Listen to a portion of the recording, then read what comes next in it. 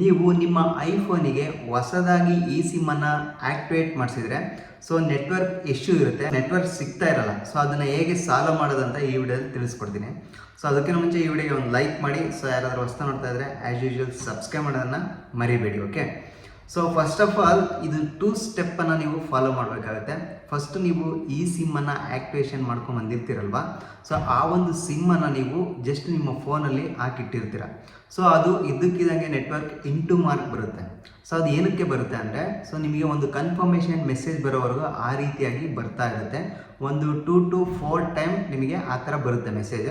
So ನಂತರ sim ಕಂಪ್ಲೀಟಾಗಿ network ಸಿಗದೇನೆ so collapse ಆಗುತ್ತೆ.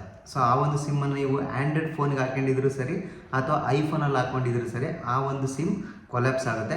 ಸೊ ನಂತರ ನೀವು ಒಂದು ಆ್ಯಕ್ಟಿವೇಷನ್ ಕೋಡ್ ಅಥವಾ ಆ್ಯಕ್ಟಿವೇಷನ್ ಮೆಸೇಜ್ ಬಂದಿರುತ್ತಲ್ವ, ಅದ್ರ ಮೇಲೆ ಕ್ಲಿಕ್ ಮಾಡಿಬಿಟ್ಟು ಜಸ್ಟ್ ಆ್ಯಕ್ಟಿವೇಷನ್ ಮಾಡಬೇಕಾಗುತ್ತೆ. ಸೊ ಅದು ಆ್ಯಕ್ಟಿವೇಷನ್ ಹೇಗೆ ಮಾಡೋದಂತ ಈ ಐ ಕಾರ್ಡಲ್ಲಿ ಡಿಸ್ಪ್ಲೇ ಆಗ್ತಾ ಇದೆಯಲ್ಲ, ಆ ವಿಡಿಯೋದಲ್ಲಿ ತಿಳಿಸ್ಕೊಟ್ಟಿದ್ದೀನಿ. ಸೊ ಅದನ್ನು ಕಂಪ್ಲೀಟಾಗಿ ನೋಡಿ, ನಿಮಗೆ ಅರ್ಥ ಆಗುತ್ತೆ ಯಾವ ರೀತಿಯಾಗಿ ಆ್ಯಕ್ಟಿವೇಟ್ ಮಾಡೋದು ಅಂತ. ಸೊ ನಂತರ ನೀವೇನು ಮಾಡ್ಬೇಕಂತಂದರೆ, ಆ ಒಂದು ಫಿಸಿಕಲ್ ಸಿಮ್ ಅಂದರೆ ನಿಮ್ಮ ಫೋನಲ್ಲಿ ಹಾಕಿರ್ತೀರಲ್ವ, ಸೊ ಆ ಒಂದು ಸಿಮ್ಮನ್ನು ತೆಗೆದು ಡಿಸ್ಕಾ ಮಾಡಿ. ಸೊ ಕಂಪ್ಲೀಟಾಗಿ ನಿಮ್ಮ ಫೋನ್ಗೆ ಈ ಸಿಮ್ ನೆಟ್ವರ್ಕು ಬರೋದಕ್ಕೆ ಸ್ಟಾರ್ಟ್ ಆಗುತ್ತೆ. ಈ ವಿಡಿಯೋ ಖಂಡಿತ ನಿಮಗೆ 100% ಯೂಸ್ಫುಲ್ ಆಗುತ್ತೆ. ಸೊ ಒಂದ್ಸಲ ರಿಮೂವ್ ಮಾಡಿ ನೋಡಿ, ಖಂಡಿತ ನೆಟ್ವರ್ಕ್ ಸಿಗುತ್ತೆ. ಸೊ ಐ ಥಿಂಕ್ ನಿಮಗೆ ಈ ವಿಡಿಯೋ ಹೆಲ್ಪ್ಫುಲ್ ಆಗಿದೆ ಅಂತ ಅಂದ್ಕೊತೀನಿ. ಸೊ ಹೆಲ್ಪ್ಫುಲ್ ಆಗಿದ್ರೆ ಒಂದು ಲೈಕ್ ಮಾಡಿ. ಸೊ ಯಾರಾದರೂ ಹೊಸ ನೋಡ್ತಾ ಇದ್ದರೆ ಆ್ಯಸ್ ಯೂಶುವಲ್ ಸಬ್ಸ್ಕ್ರೈಬ್ ಮಾಡೋದನ್ನು ಮರಿಬೇಡಿ.